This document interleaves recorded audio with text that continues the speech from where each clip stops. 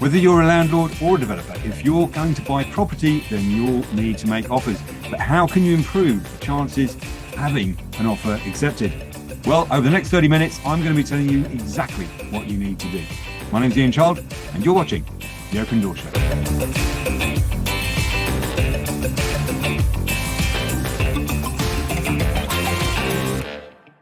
Well, hello and a very warm welcome to The Open Door Show. My name's Ian Child and I'm one of the co-founders here at propertyCEO. In this episode, I wanted to focus on an area that I see a lot of people struggle with, which is making offers. It's a subject that Richie and I get asked a lot of questions about. So hopefully over the next half hour or so, I can give you some pointers that will hopefully drastically improve your chances of success when it comes to having your offers accepted. Okay, let's dive right in. I guess it's something that we should probably answer right at the start just to make sure we're all on the same page. And that is, what exactly is the advantage of having an offer accepted? Now, of course, the answer may seem obvious, which is, if you don't have an offer accepted, you'll never be able to buy a property. But let's kind of dive a little deeper.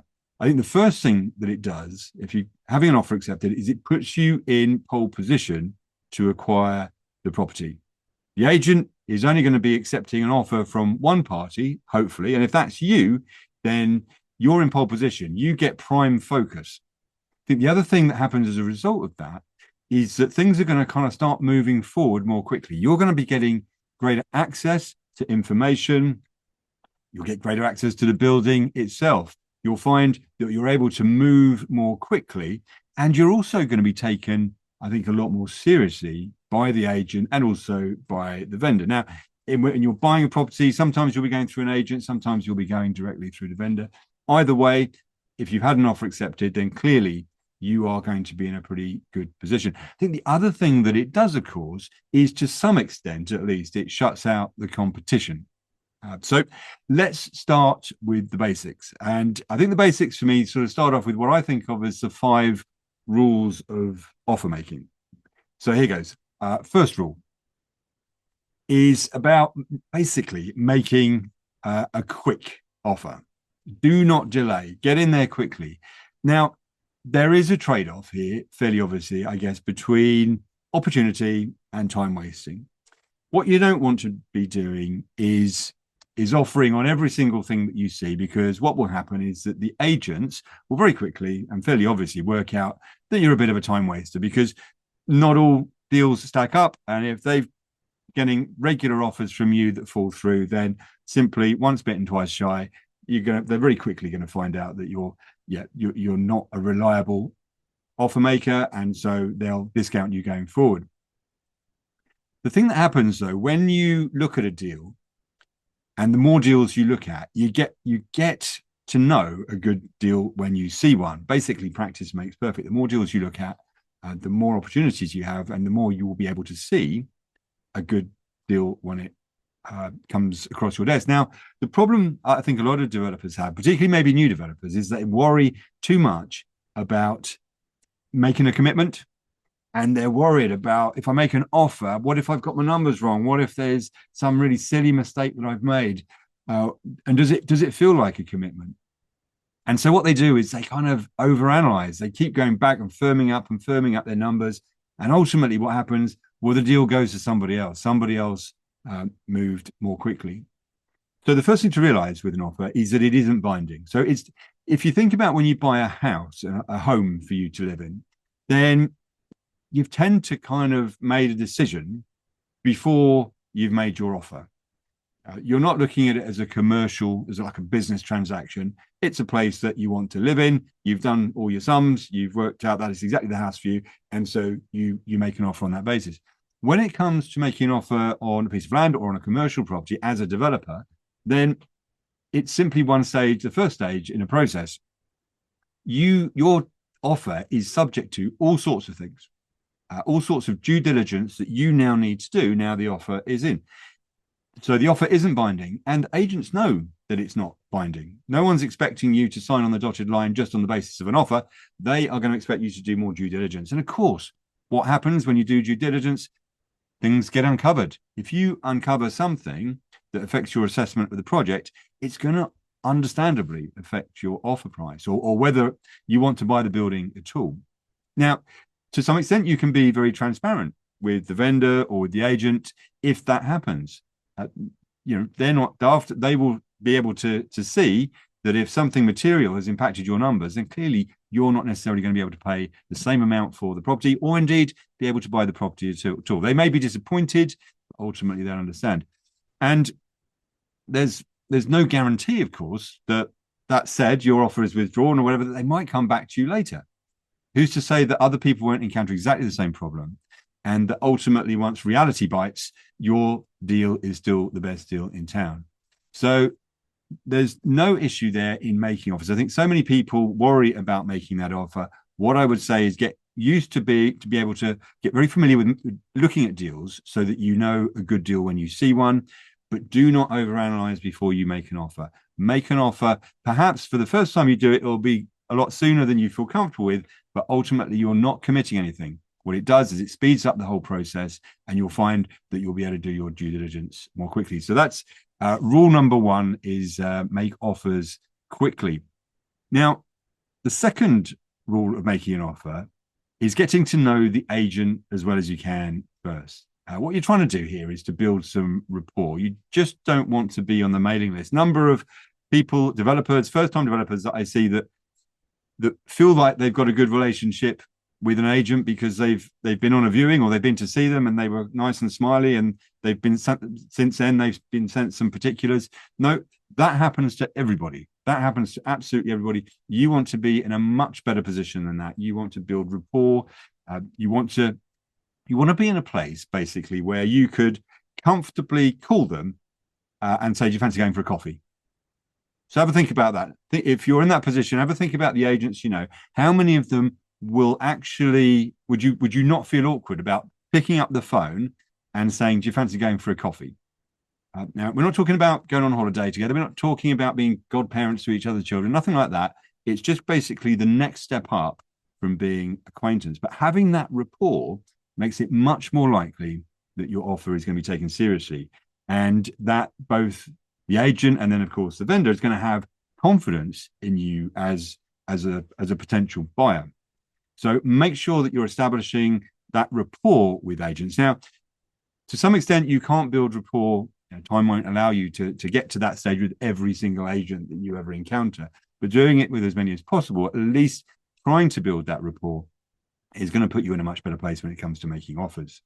Now, the third rule of making an offer is to understand that there is a relationship between money and what we'll call proceedability. So this is probably, and hopefully, a fairly obvious point, but making the highest offer for a property will not guarantee that you win that deal. If the agent or the vendor has reservations about your ability to proceed, about your credibility, whether the deal is going to go ahead, then they simply may discount your offer altogether. Because, of course, the worst case scenario here for both the agent and the vendor is that they accept your offer, and then things progress and the weeks and maybe months go by, and then for whatever reason you're a bit flaky and it all falls out of bed, and 3 months later they find themselves literally back to square one. No offers. It's not on the market because, of course, it's been taken off for the last 3 months, and they have to start the whole process all over again. So not a happy agent. That's going to damage your relationship for sure. Not a happy vendor either. So, of course, when the agent is recommending a buyer to the vendor, they're not just simply looking at, well, which is the highest price. For sure, that is a massively important factor, but they're also weighing up the proceedability. Now, one of the things that can affect new developers fairly obviously is that they don't have a back catalogue of deals and projects that they can rely on. You haven't necessarily bought from that agent before. You can't even necessarily, if it's your first project, you can't demonstrate that you've actually developed property before. But you don't need to. You really don't need to. You just need to make sure that you look credible. And it comes in two forms. First of all, it's you personally. So you need to come across as knowledgeable, serious, professional in a kind of face-to-face environment, but also make sure that you've got the other kind of branding side of things taken care of. And we talk about this in some of our open door sessions, having a website, business card, establishing your business basically as a brand. Now, in addition to that, finance is, or lack of it, is a key reason why deals can fall over. So things that you can do in preparation, you can get your ducks in a row on funding. Can you provide proof of funds for the deposit to an agent? And you could effectively submit that with your offer. Do you have a decision in principle for any commercial funding that you'll need to actually complete the project? Again, these are all things that are going to be giving confidence to the agent. They're going to be ticking that credibility box for you, and give them that confidence that you're proceedable. Okay, on to the fourth rule of making an offer. Now, again, this is something that some people struggle with a bit, but it's basically realizing that the for sale price isn't really real. It's just a hoped for price. So unless for some reason they're after a very quick sale, it's going to be the highest possible price that the agent or the vendor thinks that they can get away with. Now, the background to the for sale price can be quite intriguing, and it varies from property to property. Sometimes you'd think that it's going to be the agent with their knowledge of the market basically coming up with what would be a sensible price, one that doesn't look unrealistic in the market, but equally still represents a good price for and a good valuation of the property for what it's worth, and that will achieve a quick sale while also getting netting a decent price for the property. That isn't always the case. Sometimes the boot's on the other foot. Sometimes it's actually the vendor who thinks that they can get a small fortune for their property, despite the agent thinking that they're in cloud cuckoo land. But ultimately, it's down to the vendor as to what they sell the property for. They can have the agent, can argue all they want. Ultimately, they can refuse to handle the property if they think that it's going to be kind of stick out like a sore thumb in their portfolio. But ultimately, a client's a client. So there's that often that kind of friction between agent and vendor in terms of what that price should be. And of course, human nature comes in. People don't want to lose out. So their temptation is to go for a high price just to see. And if that doesn't work, then go for a low price. But obviously, there are some disadvantages about doing that in the market. So you don't know necessarily what the history is there, and what you see as a for sale price. You may judge your offer against that price, but it's a pretty meaningless comparison. At the end of the day, the offer price is simply the most that you can pay for the property, basically, and it's all relative. Yeah. If I was going to buy that building to put my factory in, I'd have a value for it that is less than yours because you're a developer and you're going to convert it into flats. So the value to both of us is different. The value and what the value appears to be to the vendor is also specific to them. So don't get caught up in comparing your valuation to their valuation. They're two different things for sure. You are going to be able to gauge the reaction potentially. If it's on for 400 and you're offering 200, you can probably gauge the reaction you'll get. But don't be shy about making cheeky offers. Just because it's way below the for sale price doesn't mean that you won't secure it. And we're talking in a little while about how we can perhaps deal with that situation. But for sure, the for sale price enables you to gauge perhaps the reaction you get, but ultimately don't let that dissuade you from making offers. The fifth rule of making an offer, I think, is never to waste an agent's time. The problem is if you're viewed as a time waster, then, or let's just say that you're just simply hard work to get a response from, then you won't get any further calls from that agent. So what you want to do when it comes to your relationship with agents is make it really, really clear that you'll get back to them really, really quickly if they send you a deal to look at. And that's not just confirming whether you're going to make an offer or not. We don't necessarily need to rush into that position. But what we need to do particularly is to rule ourselves out as soon as possible so that we kind of get a bit of a credit for that. You can ring the agent and say, you've sent me this.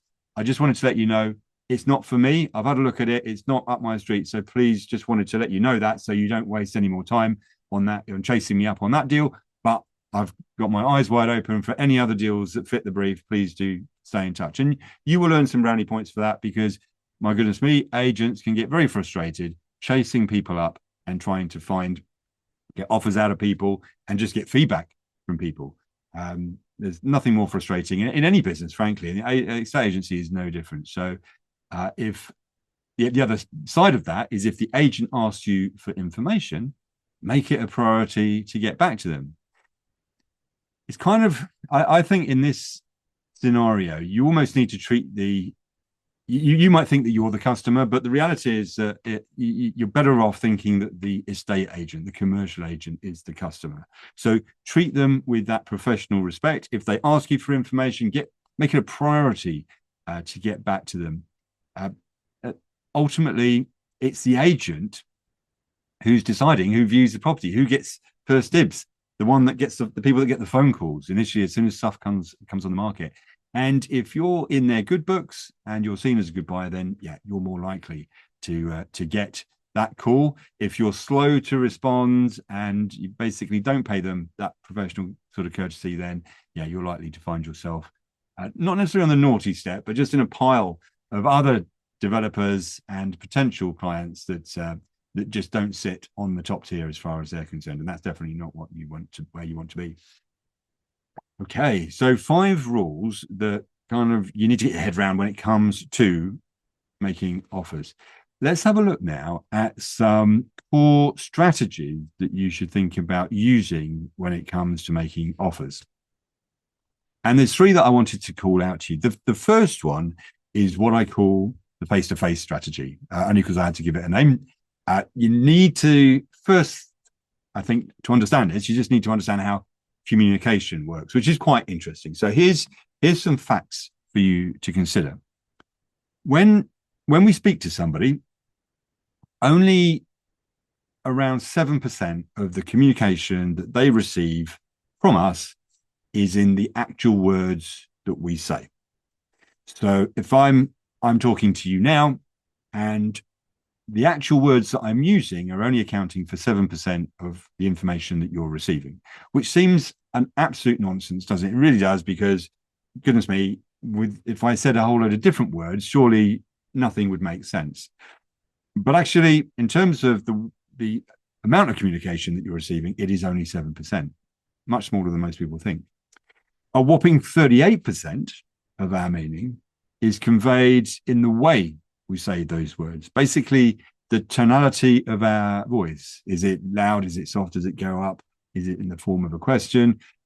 All of those things, the very subtle nuances that we have in the way we say stuff. Because obviously we all know that you can say one sentence one way and it sounds like a question. It could sound like sarcasm. It can sound like a statement. It can sound like an order, just the same words. So the 38% can change the meaning totally of the 7%. But then the remainder, and for the mathematicians amongst you, you will know that that's 55%. So more than half of the meaning comes from the way we deal with our non-verbal cues. So essentially our body language. So our body language is accounting for 55% of the meaning in what we convey to people. So let's just look at a bit of a scenario. So let's just say that I'm going to make an offer. I'm going to email it in. What percentage of communication am I using? Answer, 7%, because it's just words. There's no tonality and there's no body language. And we're all familiar, aren't we, about how sometimes you read an email and you read it the wrong way. You think, well, that's a bit rich, or that's a bit short, or that's a bit whatever. But actually, it's just because there's no tonality, there's no body language. You're imputing your own tonality and body language on the words and potentially coming up with a completely different version. As I said, you could have the same words, but with a different tone and body language, they can come across completely differently. If I email you an offer, what if I phone you up? If you're an agent and I phone you up to make an offer, well, of course, I'm getting 45%. I'm getting the 7% because I'm getting the words, but you're also getting the tonality. You're getting the other 38%. So I'm now up to 45%. So much better if I'm making an offer over the phone. And you can probably tell where this is going, which is that if you make your offer face to face, as in you bother to get out of bed and go and see the agent in order to make the offer, then you are communicating 100%. They're getting 100% of the meaning. But it doesn't stop there. Face-to-face offers have a huge impact. What does it do? Well, it makes you look more serious than the other people, because of course, writing an email with an offer, particularly, I might add, if it's a little on the cheeky side, that can be it's just like lobbing hand grenades, isn't it? It's you could do it in bed. It takes about 5 minutes and you're done. Actually rocking up and having a face-to-face conversation and being bothered to turn up, Mark, puts you in a different category. You've actually bothered, you're more serious. I think the other thing that you can do in that situation, which won't come as a surprise, is that you can read the agent's body language. You'll be able to gauge their reaction. Because again, if they respond to you by email to your offer, you won't know the nuances. You'll see the facts, your offer's been rejected, which doesn't really tell you a great deal. If you're face-to-face, then they are not just simply going to say your offer's been rejected. Obviously, when you're making an offer face-to-face, they are going to have to talk to their vendor. But ultimately, when we're in that kind of situation, you're going to get a lot more information. You're also going to be able to kind of gauge a reaction. If there's a sharp intake of breath or a sort of an angry frown, then again, that's going to gauge one reaction. Potentially, there might be some raised eyebrows. You don't know what they're then going to say. But ultimately, in a face-to-face environment, they may say it, and you may just kind of interpret it from what you've seen in terms of the body language, tonality, and so on. It's also face-to-face much easier to ask where you need to be in order to have a chance of making the best offer.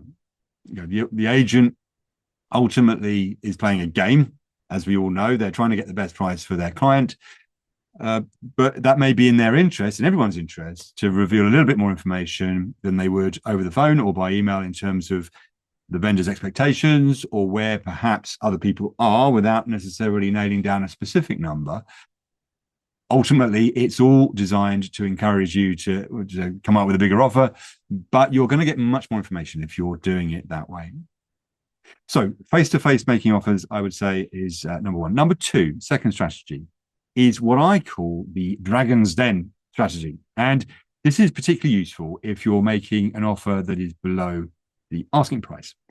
And again, it kind of works best face-to-face. So let's use an example. If the property is for sale at, let's say, 400,000, and you can only afford to offer 300,000, then let's be honest. I mean, you might win it, but you're probably unlikely to be in pole position. You never know, but let's just assume that that's the most likely outcome. Now, of course, if you email your offer across, you do run the risk of looking like a bit of a chancer. Again, one of those people that just sort of, well, I'll see if I can get a cheeky offer in and see what comes back, which to some extent can be viewed very negatively by the agent because they've got to respond to it. And if they think you're wasting their time, then again, they're not going to be best pleased, particularly if it's for a property where the asking price is reasonable. Now, is reasonable, sorry. And hopefully you'll be familiar with the Dragon's Den TV program. And you may have noticed that when it comes to each of the dragons to tell the hopeful business owner whether they'll invest, they start with a certain phrase. And that phrase is, let me tell you where I'm at. Now, I recommend you go through exactly the same process with the agent. Now, let's be clear, you are not making a formal offer here. What you're saying is that having crunched your numbers, this is where you're at. For example, the 300,000. Then you'll say you're aware that the vendor wants 400,000. That's the asking price. But you wanted to let the agent know exactly where you were at, as you didn't want to make an insulting offer. And if you're a country mile away from where you need to be, then you're out. If they're not settling for anything less than 395, then you're out. But if there's some wriggle room on the sales price, then you're happy to do some more work, number crunching, due diligence, whatever, to see if you can get your numbers to stack up for the deal. Now, that places you in a quite interesting position because obviously the agent's reaction will be telling. You are likely to find out you're going to get a much more accurate steer on where you need to be. And you'll be able to read their body language. Are they massively disappointed because they know they're going to get an offer from you, but they don't know what it is until you say it? Do they reveal that actually the vendor has got some rather unrealistic expectations, and so you're expecting the price to come down? Maybe they are actually looking for a quicker sale, and they may accept a lower offer. The reality is they're probably not going to bite your hand off at 300, but they might say, well, if you could get closer to 350, then we might have something to talk about, or they might mention another number. The beauty of the Dragon's Den approach is, of course, you're not making an offer. What you're doing is actually bringing the agent into your thinking, your thought process, and being quite candid and not messing anybody about. This is where I'm at. What's your reaction to that? If it's good, then I'll continue and I'll see what I can do. If it's bad, then I'm out. And we're all good. We're all happy, and you don't have to waste your time on me. And I think that puts you in a much better position playing that way. And particularly, you can do that with any offer, but it's particularly useful when you're doing it with offers that are perhaps a little on the cheeky side. Now, the third and final strategy I wanted to share with you doesn't really have a name. I suppose I sort of think of it as the blue plaque strategy, rather weirdly. But what happens is this. So most vendors will put their properties on the market through commercial agents. And of course, a lot of the time, the vendors are arm's length. The buyer doesn't ever get to meet them personally. And most of the time, the agents prefer this. It all can get a little bit messy the more people that are involved. So I think agents quite like it if the vendor just sort of leaves them to it, and then they can kind of do things at arm's length. But of course, it's not necessarily in your best interests. It can be entirely revealing to have a meeting with the vendor. Now, sometimes the vendor may be a corporate body rather than an individual, or at least a corporate body that has got multiple decision makers, in which case this approach is less likely to work. But where you've got an individual, and it works particularly well if you've got a vendor who has got quite a long association with the property, with the building. Maybe it's a family business, whether it's a business that they started or it's been in the family a long time. Maybe it's been started by their parents or grandparents. You have an advantage if you can get in front of the vendor. So I would say chance your arm and insist to the agent that you'd like to meet the vendor. Say that I won't buy a property unless I've met the vendor. One of the rules that you've had. Now, the agent will, first of all, I think, depending on the agent, may be worried, particularly if they don't know you, that you're trying to kind of cut them out of the deal. So you need to absolutely reassure them that's not the case. And indeed, invite them to come along to the meeting with you. There's not going to be anything that you're going to say to the vendor that they can't hear. Now, your strategy here is kind of twofold. Firstly, the person that decides who buys the property is not the agent. The agent will make a recommendation, but ultimately it's down to the vendor as to who buys it. Now, if you've bothered to meet the vendor, you may actually be the only person that's bothered to do that. They won't necessarily have met any other potential buyers. So you're the only one that they know. And again, remember, people do business with people. And so that's a massive advantage. Now, you might be thinking, well, hold on a sec. At the end of the day, surely the vendor is going to take the highest offer. So no point me meeting the vendor if ultimately they're just going to go with somebody else who they've never met, but they're getting more money for the property.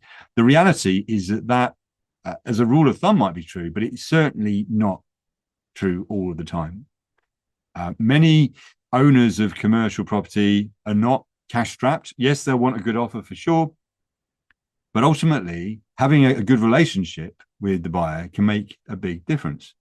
And of course, people they might have sentimental or emotional connections to the property that they're selling. And we've come across many cases where where buildings have been in the family for generations. As I said, maybe it's something where they worked, or their parents or grandparents used to work. Maybe they've spent their career there. So a couple of things can happen. Certainly, if you take the time to listen to their story and be interested in them, that we all know that people like nothing better than talking about themselves and being heard and kind of reminiscing.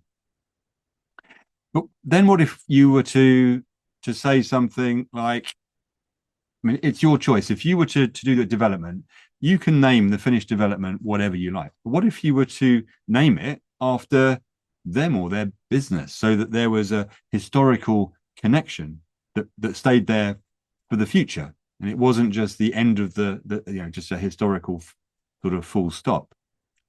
What if you, I don't know, put a plaque on the wall that gave a brief history of the building? It wouldn't be a blue plaque, but it would be one that just kind of let everybody know the history of the building, and maybe name check them or the family business.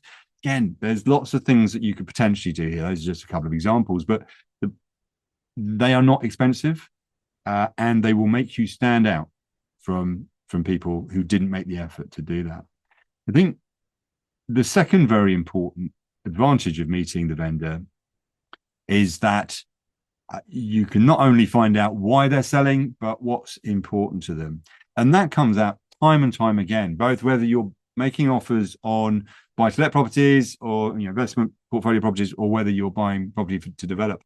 Ultimately,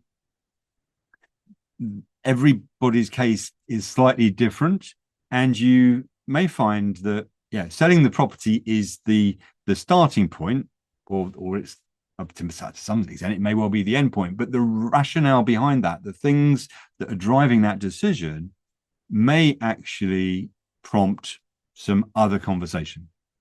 So, for example, do they need cash quickly? In which case, is there a way in which you can structure a deal so that they get some cash ahead of completion? Perhaps it would be really useful for them to be able to stay in the building for a limited period after it's sold. Well, in that case, I mean, potentially you need to apply for planning permission or permitted development. Then you could come to an arrangement where that happens. Maybe they need to store stuff in the building. Maybe they want a delayed completion. There's all sorts of things that could come into play that sit behind the fundamental, we're selling our building. It could be something completely off the wall. You simply don't know unless you ask. What are their motivations for selling? What is going to work best for them? And if you've got a face-to-face conversation going with them that's kind of a win-win, you'll secure the building, and you'll be the only one that's bothered to do that, bothered to have those conversations, and is offering that potentially.